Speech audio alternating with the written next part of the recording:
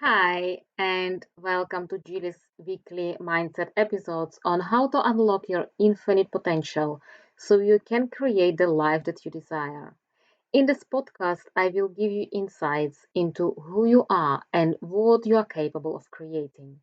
When you understand the connection between your conscious and subconscious mind, when you change your perceptions, the attitudes you hold towards yourself and towards the world, so you can create successful life, incredible relationships, and you can heal your body and your mind. Let's talk today about our self-awareness.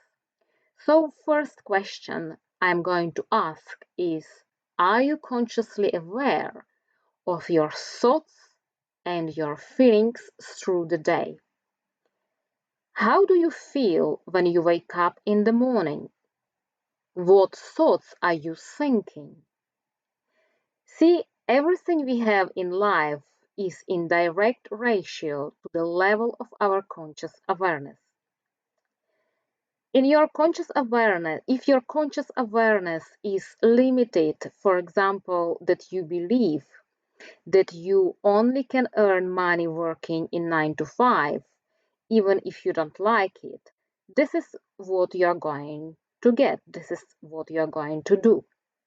If you are consciously aware of how to spend and you are not aware of how to invest, all your life you will be spending. If your beliefs and your awareness is to work hard and force, because this is how your parents and grandparents lived, and you don't expand your awareness, you would be living exactly the same life. To change your life, to change is to change your beliefs about the nature of reality. What you think and believe has a profound effect on your world. As a person raises their level of conscious awareness, it's expressed in their behaviors and results. For example, individuals earning 50,000 a year are not necessarily working for 50,000 a year because they want. They're working for 50,000 a year most of the time doing something that they don't like because they're not aware of how to earn more by doing what they love and create work-life balance. Individuals with a lower level of consciousness react to situations and circumstances, blaming everything and everyone around them instead of responding. The higher the level of consciousness, the greater the awareness of the laws that govern the universe. They know that thought is energy and feeling is the magnet. These people ascend into the universe, thoughts and feelings that dictate what will return. Always in order to change, we have to come to a new understanding of self and the world so that we can embrace new knowledge and have new experiences. Act towards others and the world at the same manner that you want the world and others to act towards you. Self awareness is a critical tool to help you reach higher levels of job satisfaction, income, become a better leader, become a better parent, improve your relationship with your spouse or your colleagues, and be in control of your emotions so they are not controlling you. And yet, as one study estimates, only 10 to 15% of people are truly self aware. This is why 90% of people live unconsciously. They run by the programs of their subconscious mind. Self awareness can be practiced. If you begin to consciously practice self awareness, you can evaluate how your values, passions, and goals fit into your current environment and emotions, and how you align them better. You can also understand how other people view you, creating stronger, more authentic relationships. So, What is self awareness? Self awareness was first defined by Shelley Duvall and Robert Wickland in 1972, who proposed that at a given moment, people can focus attention on the self or on external environment. When we focus our attention on ourselves, we evaluate and compare our current behavior to our internal standards and values. We become self conscious as objective evaluators of ourselves.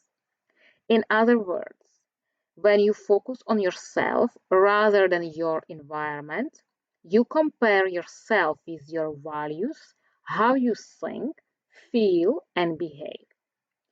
They are your values and beliefs. If you are not feeling happy, you can always change your beliefs. 95% of your beliefs are not yours. They are someone else's programmed to your mind. So, self awareness then is a fundamental tool for self control. Tasha Eurich, a researcher and organizational psychologist, and her team of researchers came up with two categories of self awareness. Internal self awareness. It is how clearly you see your values, passions, and aspirations, and how those standards fit with your environment and your reactions, your thoughts, feelings, beliefs, and behaviors. Internal self awareness is recognizing your current job doesn't match your true passion and your true values. External self awareness, on the other hand, is the ability to clearly see how other people view you. It's measured by your mental attitude towards yourself. So, if you have a positive mental image about yourself, other people are going to reflect that image. That's how they are going to perceive you. And you are going to attract events into your life based on your mental attitude towards yourself. So, again, not to be confused, if you have conflict with people, first you need to look internally to see what thoughts and feelings you have about yourself and others. 95% who we are by age of 35 is set on our subconscious programs, memorized behaviors, and habitual emotional reactions. It follows that 95% of our day we are unconscious. We only appear to be awake like robots, living by memorized emotional experiences, thinking the same thoughts as yesterday, week ago, month ago, year ago. We live by habit. When we are no longer aware of what we are thinking, doing, or feeling, we become unconscious. The greatest habit we must break is the habit of being ourselves. There are dozens of ways to improve and cultivate your self awareness, but here are four of the biggest to start you off. First, ask what instead of why. When people assess their current state, emotions, and environment, they all too often ask why. Like, why I'm feeling so sad? Why this is happening to me? Why did my boss give me that feedback? Why isn't my project going the way I hoped? Here is why asking why is ineffective. Research has shown you don't have access to a lot of your unconscious thoughts, feelings, and motives. Odds are you are wrong about why you act, do, or think certain things. For instance, you might hear harsh feedback from a boss and rationalize it's because you are not cut out for the job or harp on your insecurities. It's hard for you to unbasedly evaluate your strengths and weaknesses and come to a correct conclusion. Plus, you don't often factor psychological responses into the equation when you are trying to understand your behavior. For instance, maybe you lost your temper at your employee because of low blood sugar or lack of sleep, not because you are unfit leader. Research has also found people who are introspective are more likely to ruminate on negative thoughts when evaluating the self. Self-evaluation through why questions could leave you feeling depressed and anxious while being entirely unproductive. Rather than asking why, high self-aware people ask what. What questions are more productive and focus on objectives and future goals rather than past mistakes? For instance, let's say you are feeling frustrated at work. Why I'm feeling awful will likely only leave you feeling more depressed, forcing you to ruminate on negatives. On the other hand, what are the situations at work making me feel bad guides you to recognizing factors outside your control that don't align with your passions or goals and helps you strategize how to fix those situations. Asking yourself, what can I do differently? What can I do better? Second, spend time with yourself. It is not easy to reflect on yourself when you've got the TV on, you are out for dinner with your friends, or you are glued to your phone. Give yourself the space and time necessary to self reflect by avoiding distractions. Try spending time reading, writing, meditating, or practicing other solo activities to connect with yourself. Try to give yourself at least 30 quiet distraction free minutes a day and stop watching news until you learn how to be observer so whatever they will tell you they are not in control of your emotions. And third, practice mindfulness.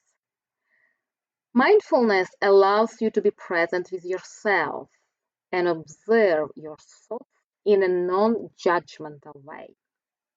What better to become self-aware than focusing non-judgmentally on you?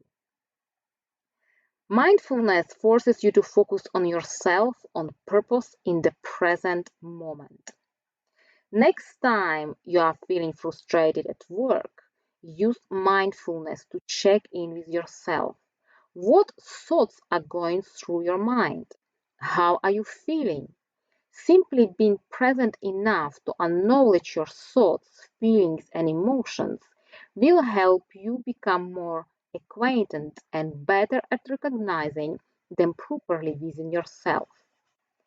Take some time to write and ask yourself those questions. What kind of person have I been?